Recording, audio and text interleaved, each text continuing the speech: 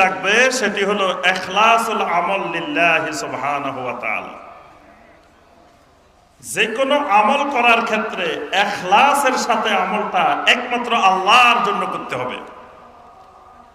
যদি আমলটা ইখলাসের সাথে শুধুমাত্র একমাত্র আল্লাহ রাব্বুল আলামিনের জন্য করি, ইখলাস যদি আমার ভিতরে থাকে, তাহলেই আল্লাহ রাব্বুল আলামিন ওই ইখলাসের বদৌলতে আমাকে আপনাকে বেদাত ছিনার জন্য, বেদাত থেকে দূরে থাকার জন্য আল্লাহ পাক যোগ্যতা দিবেন।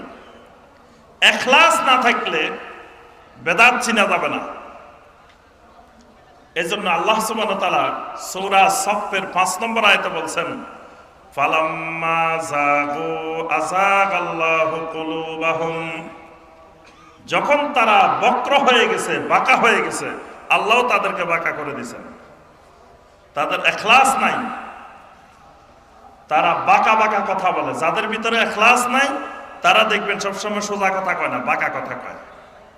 আপনি জিজ্ঞাসা করলেন, হুজুর এই যে ফরজ নামাজের পরে সম্মিলিতভাবে দোয়াটা করলেন, এটা কই পাইছেন?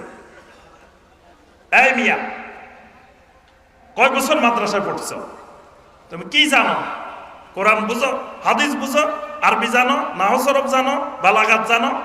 আমরা 36 বছর মাদ্রাসায় পড়ি, এখনো কোরআন হাদিস কিছু বুঝি নাই। 40 বছর মাদ্রাসা পড়াই, বোখারি পড়াই, বোখারি খতম করে কিচ্ছু বুঝি না।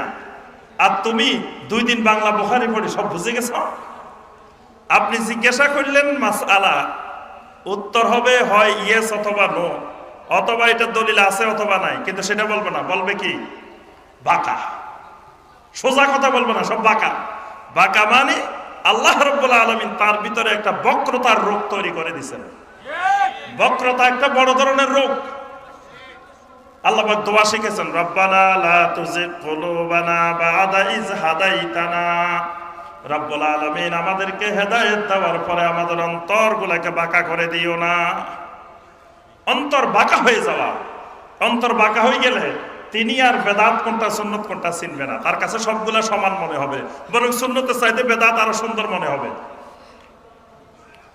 সূরা আল-আনকাবুতের 69 নম্বর আয়াতে আল্লাহ পাক বলছেন, ওয়াল্লাযীনা জাহাদু ফীনা লানাহদিয়ান্নাহুম সুবুলানা।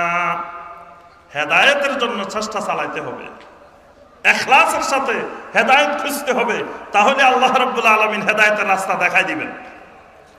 ইখলাসের সাথে হেদায়েতের রাস্তা না খুঁজলে আল্লাহ সুবহানাহু ওয়া তাআলা কাউকে হেদায়েতের রাস্তা দেখাবেন না।